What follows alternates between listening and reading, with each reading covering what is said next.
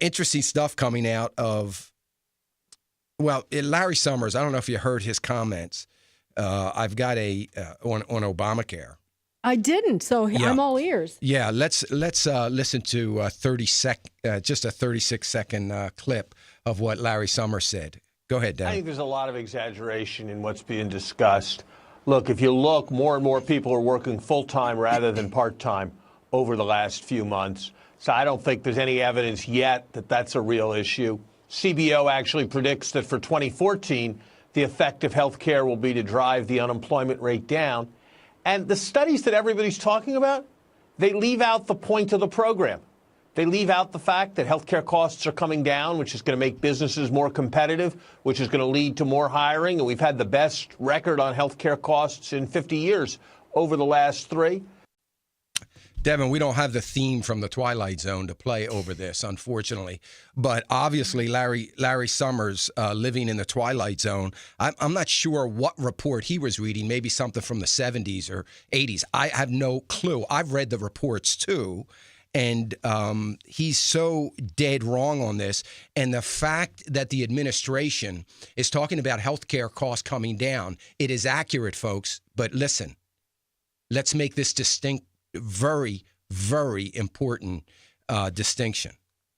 Healthcare costs are coming down for the government because our quality of care is being dramatically diminished because doctors, hospitals, clinics, cancer centers, and alike are not being paid what they were being paid 2 years ago. So yes, cost to the government has gone down, which is an indictment on the government that our quality of care is going to suffer. And when I hear these things, I obviously get very aggravated.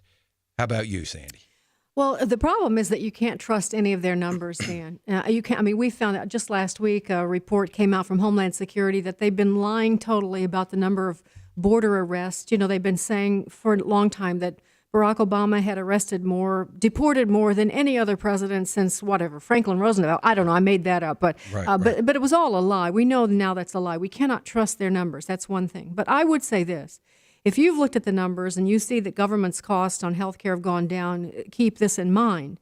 This is a temporary reduction. This is a temporary reduction. Within a very few years, and who knows when, because I'm not an economist, the cost for government will be absolutely exponential over the sky for health care. There is no way in the world that we can cover everyone for health care and it not end up costing us tremendous amounts. I think of ObamaCare in Massachusetts that, he was so proud of.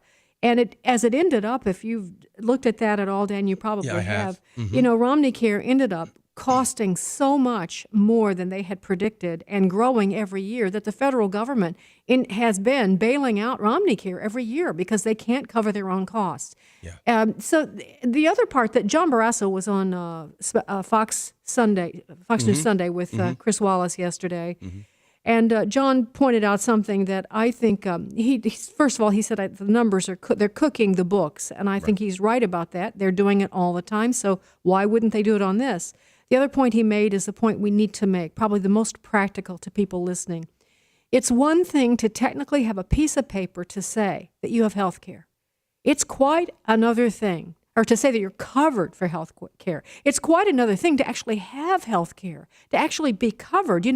Cancer centers are not covered. Teaching hospitals are not covered. Your local community hospital is often covered, but that's not the best care. And I think of it this way, Dan. I think about when you buy, one of those extended warranties for your car.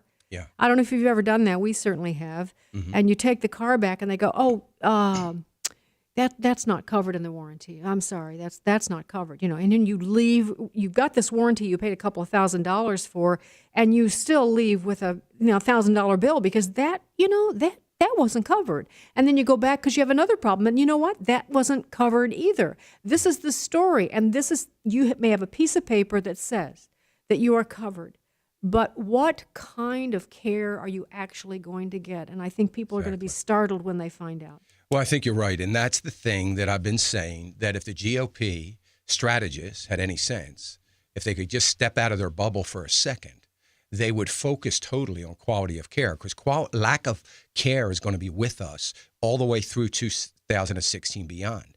And when we look at Massachusetts, what Massachusetts did was be totally above board at all the costs that the state was incurring as a result of this added bureaucracy. The United States of America is not doing that. We're not doing that as a country. CBO is not doing that. Our government's not doing that. We're talking about 132 new bureaucracies being created as a result of Obamacare, and those costs, when they say that quality of care is going down, because, as you said, Sandy, we're getting cancer, we're going to be forced to getting cancer treatment at the community hospital as opposed to a cancer treatment specialty hospital. The costs are coming down to the government for Medicare and Medicaid in particular, and will be for Obamacare, but they're not counting this enormous growth in the size of our government that nobody wants to talk about.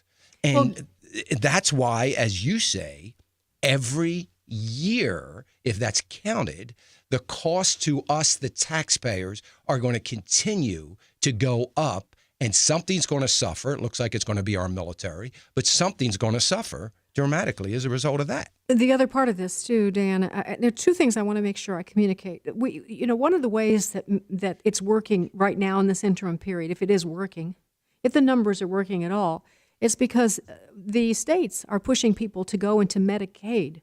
That's how they are doing this. Medicaid is wretched health care coverage. So many people are finding themselves on Medicaid rolls, and when the government grants or subsidies, whatever they call them, end, and they will, there's a cutoff date, states then are going to people are going to start feeling this in various states, because states are not going to be able to keep up with the cost of having signed up thousands and thousands of new people to so-called Medicaid. Yeah. And the other part of this, one last thing, one of the things that we have known for a long time, Dan, is that this whole move to hire these people to sign up people for what do they call the people that are working on Obamacare, that are helping people sort through signing up, whatever their names are. Yeah, those people are also, they're putting them in place. Many of them are former ACORN workers, thousands of them. They're from the left of the left. And a huge part of their job responsibility is to sign people up to vote. That is the underlying underbelly of all of this.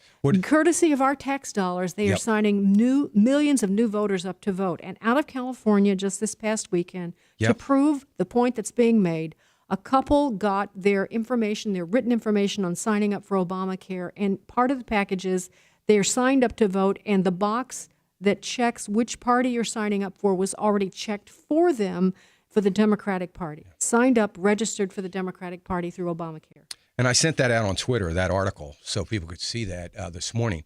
But it is just incredible, and I think I sent it out with a headline of, remember, this is about social control and a power grab. And that's exactly what we're already starting to see happen. It is just... It gets more disturbing by the day. And as I talk to doctors and others, I'm on my way this morning down to University of Pennsylvania Medical Center. And I can't wait to get down there. I have some friends down there. I can't wait to talk about how they're being impacted. And I know it's got to be. It's going to have an impact. And all I want to know is how it's going to have an impact on the quality of care.